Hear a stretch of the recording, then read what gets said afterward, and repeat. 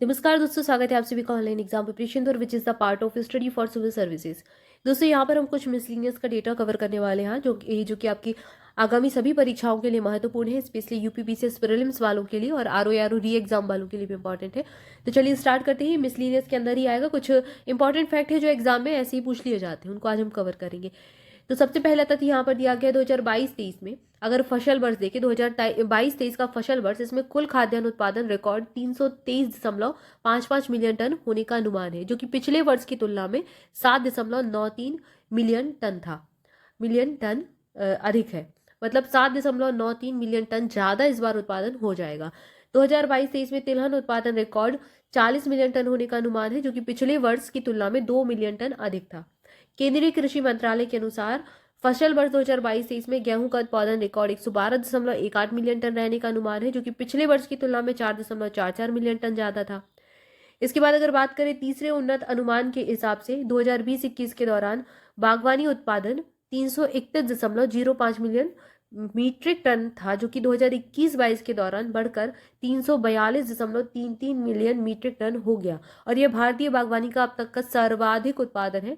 तो यहाँ पर ये वर्ष जरूर आप थोड़ा सा ध्यान दे लें कि सबसे ज़्यादा अगर उत्पादन है तो हो सकता है ये हाईलाइट रहा है और इसलिए पूछ भी लिया जाए एग्जाम में, ऐसे फैक्ट पूछे जाते हैं। और आजकल जो एग्जाम का नेचर हो गया है वो फैक्चुअल इन्फॉर्मेशन बहुत पूछी जाती है।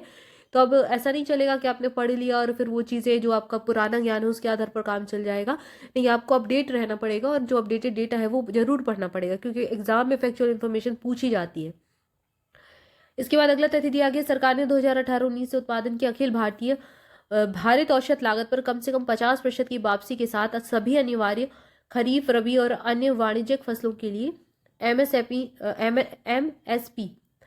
में वृद्धि की है। और जो धान है सामान्य रूप से इसका एमएसपी जनवरी 2022 में 1,940 रुपये प्रति क्विंटल था, जो समर्थन मूल्य होता है, और इसको बढ़ाकर 2022 में 2,040 रुपये प्रति क्विंटल कर दिया। और गेहूं का जो एमएसपी होता है इसको जनवरी 2022 में 2,015 रुपये प्रति क्विंटल बढ़ाकर दिसंबर में कितना कर दिया, 2,125 रुपये प्रति क्विंटल कर दिया। तो कुल मिलाकर बस इनके मूल्य में वृद्धि हुई है, गेहूं के में और यहाँ पर धान के में। तो इसको थोड़ा सा वृद्धि को देख लें एक बार। अगला दिया गया, खाद्य तेलों के लिए राष्ट्रीय मिशन का शुभारंभ हुआ है। पाम ऑयल NMEO को 11,040 करोड़ रुपए की कुल परिव्यय के साथ मंजूरी दी गई है और इसके अंतर्गत 5 वर्षों में उत्तर पूर्वी राज्यों में 3.28 लाख हेक्टेयर और शेष भारत में 3.22 लाख हेक्टेयर के साथ ऑयल पाम वृक्षारोपण के तहत 6.5 लाख हेक्टेयर का अतिरिक्त क्षेत्र विकसित किया जाएगा। मिशन का प्रमुख उद्देश्य है उद्योग द्वारा सुनिश्चित खरीद से जुड़े किसानों को ताजे फलों की गुच्छों की व्यवहार्यता मूल्य प्रदान करना, जिसमें रशल मूल्य निर्धारण फॉर्मूला निहित किया गया है। यदि उद्योग द्वारा भुगतान की गई कीमत अक्टूबर 2037 तक व्यवहार्यता मूल्य से कम है तो केंद्र सरकार व्यवहार्यता अंतर भुगतान के माध्यम से किसानों को मुआवजा प्रदान करेगी। तो ये एक मिशन शुभारंभ किया गया है, इसके बारे में कुछ चीजें बताई गई हैं। इसके बाद देश की कृषि और समृद्ध वस्तुओं के निर्यात में अप्रत्याशित वृद्धि दर्ज की गई है और यहाँ पर 2020-21 की तुलना में देखें तो कृषि और समृद्ध निर्यात 2020-21 में 41.86 बिलियन अमेरिकी डॉलर था, जो कि 21-22 में बढ़कर कितना हो गया, 50.24 बिलियन अमेरिकी डॉलर हो गया। यानी कि यहाँ पर जो वृद्धि हुई है 19.99% की, लगभग 20% की वृद्धि हुई है। कृषि वर्ष 2022-23 के लिए प्रमुख फसलों के उत्पाद का द्वितीय अग्रिम अनुमान जारी किया गया है और इसमें क्या हुआ है, इसके लिए 3,235.54 लाख टन खाद्यान्न उत्पादन का अनुमान रखा गया है। चावल, गेहूं, मक्का, चना, मूंग, रेपसीड, सरसों, गन्ना और इन सभी का रिकॉर्ड उत्पादन का अनुमान है, मतलब इनका उत्पादन एक रिकॉर्ड तय करेगा, ज्यादा से ज्यादा उत्पादन होगा ऐसा अनुमान लगाया गया है। केंद्रीय कृषि और किसान कल्याण मंत्री नरेंद्र सिंह तोमर ने कहा है कि चालू कृषि वर्ष में 3,235.54 लाख टन खाद्यान्न उत्पादन का अनुमान है। उन्होंने कहा कि प्रधानमंत्री नरेंद्र मोदी के नेतृत्व में किसानों की मेहनत, वैज्ञानिकों की दक्षता और सरकार की किसान हितैषी नीतियों के कारण कृषि क्षेत्र दिन प्रतिदिन विकसित हो रहा है। श्री तोमर ने अग्रिम अनुमान में मोटे अनाज के उत्पादन में वृद्धि की सराहना की है और ऐसी आशा व्यक्त की है कि अगले आने वाले वर्षों में मोटे अनाज, जो पौष्टिक अनाज होते हैं, मिलेट्स जिसको कहा जाता है, इसके लिए मिशन भी चल रहा है एक श्री अन्न नाम से, तो इसके लिए भी इसमें भी वृद्धि होगी। और संयुक्त राष्ट्र द्वारा 2023 को अंतर्राष्ट्रीय बाजरा वर्ष भी घोषित किया गया है। ये बहुत महत्वपूर्ण फैक्ट है, एग्जाम में पूछा जा सकता है। हाल ही में प्रधानमंत्री नरेंद्र मोदी ने मोटे अनाज और पौष्टिक अनाज को श्री अन्न का नाम भी दिया है और इसके लिए काफ़ी ज़्यादा इसका प्रमोशन भी चल रहा है कि लोग ज़्यादा से ज़्यादा इसकी तरफ वापस आए और ये पोषण से युक्त भी होते हैं। इसके बाद द्वितीय अग्रिम अनुमानों के हिसाब से 2022 से इसके के लिए प्रमुख फसलों का अनुमानित उत्पादन कितना होगा ये दिया गया है। तो एक बार इस पर थोड़ी सी नज़र डाल लीजिए। तो यहाँ पर अगर कुल खाद्यान्न देखें तो इसका रिकॉर्ड उत्पादन 3,235.54 लाख टन होने का अनुमान है, ये अनुमानित है। ठीक है, अब इसमें चावल का 1,308.37 लाख टन रिकॉर्ड दिया गया है। गेहूं का रिकॉर्ड उत्पादन 1,121.82 लाख टन हो सकता है। पोषक और मोटे अनाज जो होते हैं ज्वार बाजरा वगैरह, इसका 527.26 लाख टन होने का अनुमान है। मक्का का उत्पादन 346.13 लाख टन में हो जाएगा और जौ का उत्पादन 22.04 लाख टन होने का अनुमान है। यहीं पर कपास दिया गया है। कपास का उत्पादन 323.23 लाख गांठ है। कपास को गांठों से गिना जाता है और ये पूछा गया है प्रश्न कि प्रत्येक गांठ 170 किलोग्राम की होती है, इसको जरूर याद कर लें। इसके बाद जो गन्ना है, गन्ने का उत्पादन भी रिकॉर्ड 4,687.89 लाख टन होने का अनुमान है। जूट और मेस्ता का जो अनुमान रखा गया है 100.49 लाख गांठ और इसकी एक गांठ होती है 180 किलोग्राम की। ये स्टेट पीसीएस अलग अदर स्टेट पीसीएस में कई बार पूछा गया है। तो कपास की गांठ 170 किलोग्राम की होती है और जो इसकी जूट और मेस्ता की गांठ होती है 180 किलोग्राम की होती है। यहीं पर अगर कुल दलहन की बात करें तो 278.10 लाख टन होने का अनुमान है। चना इसमें 136.32 लाख टन और मूंग 35.45 लाख टन और तिलहन 400.01 लाख टन, मूंगफली 100.56 lakh ton, soybean 139.75 lakh ton तिलहन में सबसे ज़्यादा और रैपसीड और सरसों 128.1 लाख टन होने का अनुमान है। तो ये सारी जो फसलें हैं उनका अनुमान दे दिया कि कितना कितना अनुपात मतलब कितना कितना उत्पादन हो सकता है।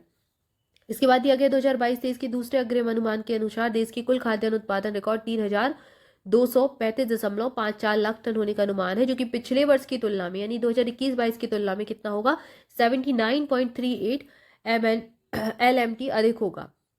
ठीक है, तो लाख मीट्रिक टन में ये ज़्यादा होगा। अब ये यहीं पर ये यहाँ पर भी दिया गया, बस यहाँ पर वृद्धि बता दी कितनी वृद्धि होगी। अब ऐसे ही उसी को थोड़ा कुछ एक्सप्लेन किया है। जैसे चावल का कुल उत्पादन इतना हो सकता है, लेकिन ये पिछले वर्ष की तुलना में कितना ज़्यादा होगा 13.65 लाख टन ज़्यादा होगा।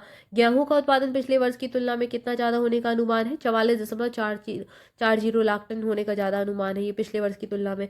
ऐसे ही अगर मक्का का देखें तो मक्का में कितने टन होने के मतलब मक्का का जो अभी वृद्धि दी गई है वो अभी होगा जो उत्पादन 346.13 पिछले वर्ष इतना था और अभी 8.83 लाख टन का ज़्यादा हो जाएगा। ऐसे ही पोषक और मोटे अनाज में अभी इतना होगा पिछले वर्ष में से अगर तुलना करें तो 16.25 लाख टन ज़्यादा हो सकता है।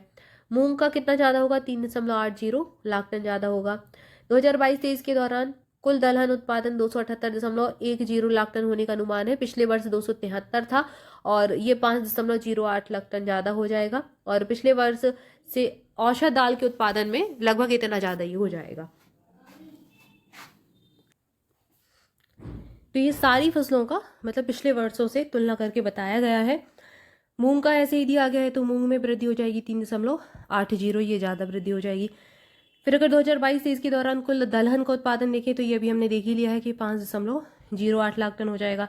सोयाबीन और रैपसीड का अब ये थोड़ा सा अलग अलग है। अब इसमें ओवरऑल ही देख लीजिए तो क्रमशः अगर देखना है तो यहाँ पर सोयाबीन रैपसीड और सरसों तो 139.75 था और इसका था रैपसीड का 128.18, ये अभी अनुमानित है। पिछले वर्ष 2021-22 में अगर तुलना करें तो सोयाबीन और रैपसीड का 9.89 हो जाएगा वृद्धि और अगर सरसों की बात करें तो सरसों में वृद्धि होगी 8.55। ठीक है, इन दोनों का एक साथ दिया है और ये अलग।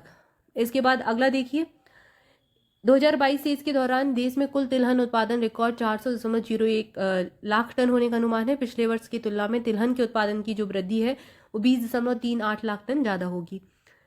इसके बाद गन्ने का उत्पादन काफ़ी ज़्यादा होने वाला है और अगर तुलना करें तो ये 293.65 लाख टन ज़्यादा होगा।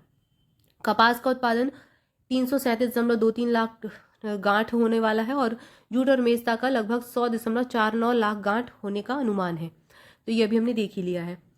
इसके बाद आर्थिक सर्वेक्षण 2022-23 के अनुसार कृषि विकास दर 2020-21 में 3.3% से गिरकर 2021-22 में 3% हो गई है और कृषि क्षेत्र पिछले 6 वर्षों के दौरान 4.6% की औसत वार्षिक दर से बढ़ रहा है, वृद्धि कर रहा है।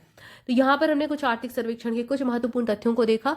आई होप जानकारी अच्छी लगी होगी। वीडियो अच्छा लगा है तो जल्दी से लाइक कर दे, चैनल को सब्सक्राइब भी कर ले और दोस्तों के साथ भी शेयर करें। मोर अपडेट के लिए हमारे टेलीग्राम ग्रुप ज्वाइन कर ले और स्टडी फॉर सिविल सर्विसेज के अगर पेड बैचेज ज्वाइन करना चाहते हैं तो डिस्क्रिप्शन में दी गई डिटेल को फॉलो कर सकते हैं। कॉन्टैक्ट नंबर दिए गए हैं या फिर स्क्रीन पर ये भी आपको कॉन्टैक्ट नंबर दिए गए हैं, इन पर भी कॉल करके आप इन्फॉर्मेशन ले सकते हैं। 3 नंबर यहाँ पर आपको दिए गए हैं, इनमें से किसी पर भी आप कॉल करेंगे तो आपको इन्फॉर्मेशन मिल जाएगी। Thank you for watching this video. मिलेंगे नेक्स्ट वीडियो में। Thank you so much.